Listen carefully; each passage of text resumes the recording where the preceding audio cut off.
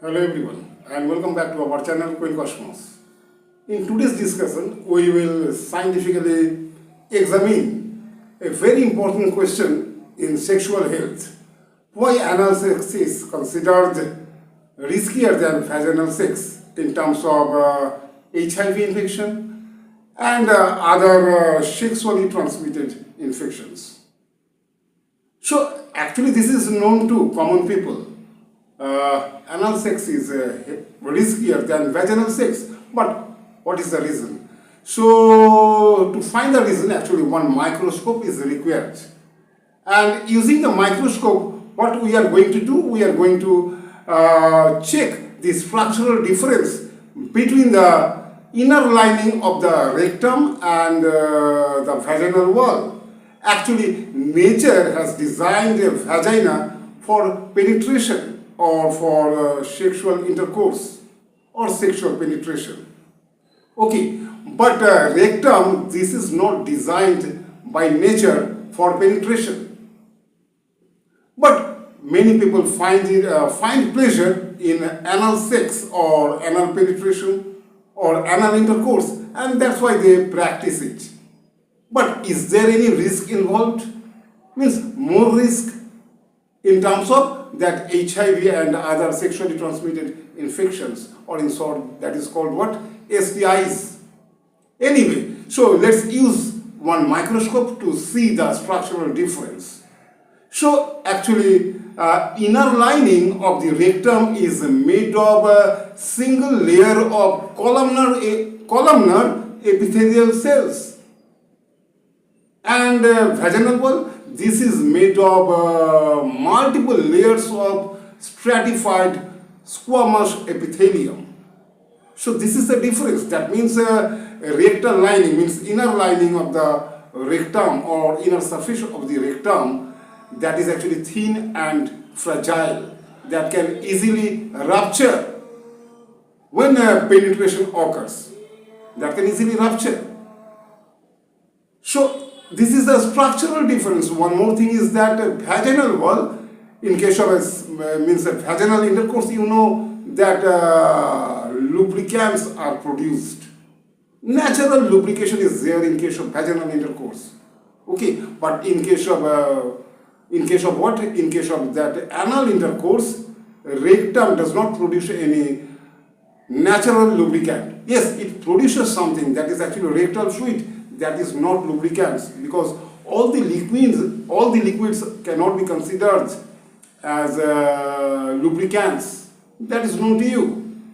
Lubricants, that means that have some special properties, that is known to you. Anyway, rectum does not produce any lubricants, that is known to you. So if rectum does not produce any lubricants, that means that during penetration more friction is involved. That means there is a chance of more abrasion. Microtears can easily form. So now let's talk one more thing. In case of anal intercourse or anal penetration, two partners are required. Two partners are required. Either one is female, one is male, or both the persons are male, means both the partners are males, and the combination, both the partners are females, that is not possible, that is known to you. Either one male, one female, or both males.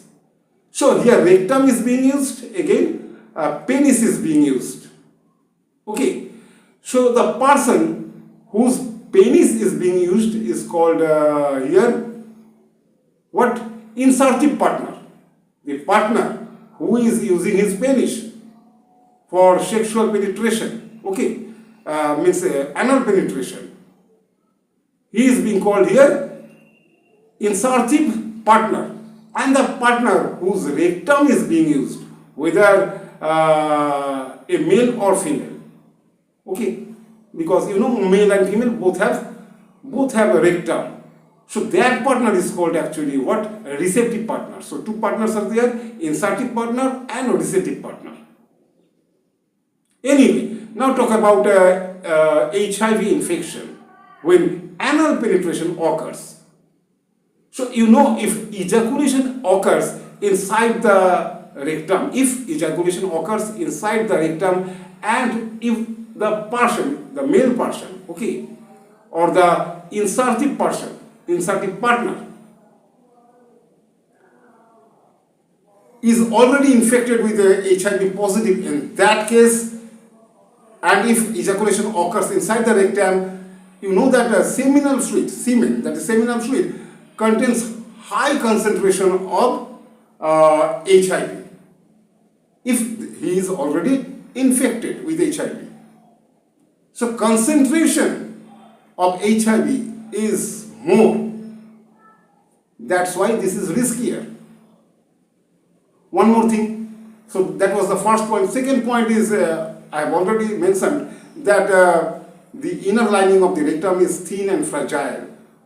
So easily microtears form. So that causes what? Chances of infection become more. Okay.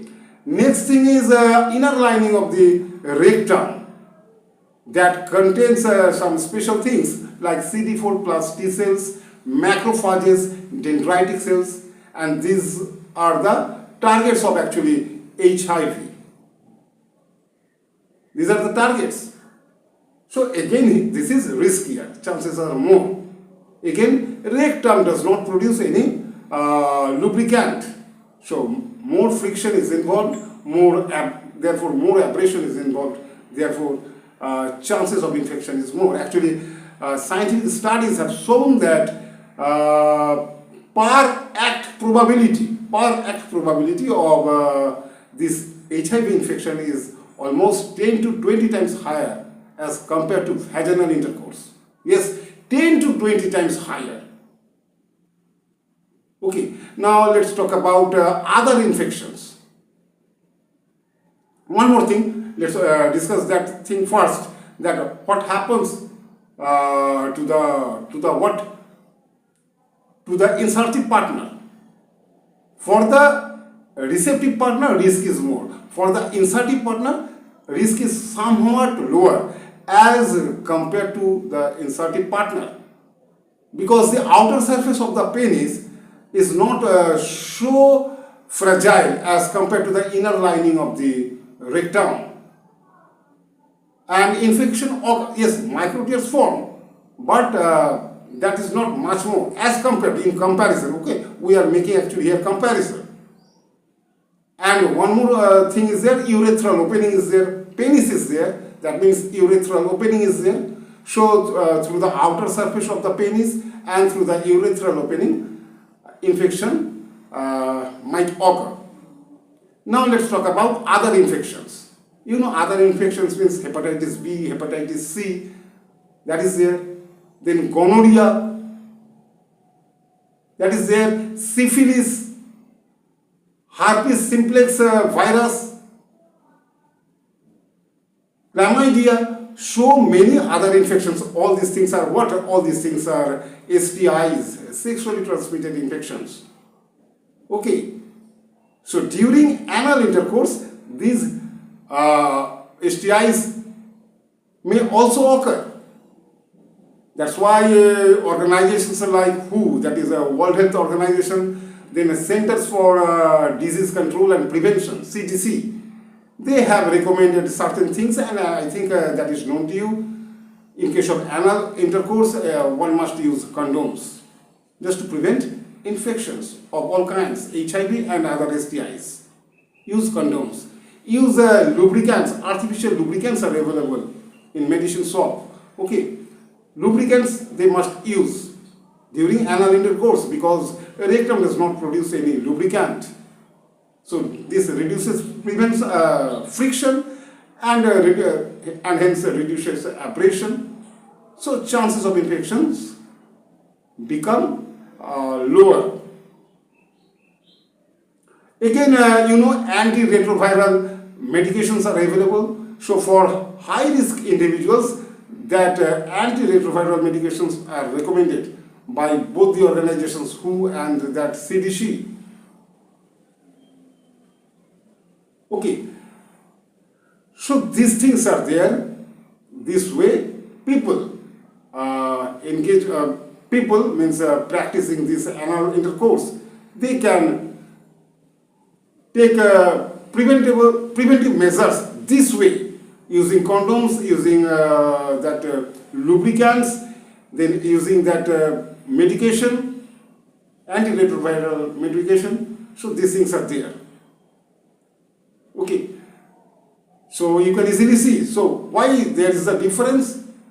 Result, now it is known to you that anal sex is riskier than vaginal sex, or anal intercourse or anal penetration is riskier than vaginal intercourse or vaginal penetration, because structural differences are there, and lubricants, there is a difference. Vagina produces lubricants, but rectum does not produce any lubricant. And again, that one more thing, that special cells which are high target zones of HIV, means those CD4 T cells, then macrophages, then dendritic cells. So now you know everything, the difference. Okay, who and that CDC, they are not saying that you don't undergo such sexual practices, sexual activity, means anal intercourse. Okay, if you find pleasure in those things, you can do, but you take proper precautions. Anyway, this was all about today's topic. This is the end of this video. If you found this video informative, so please like, share and subscribe to our channel. This is the end. Thanks for watching.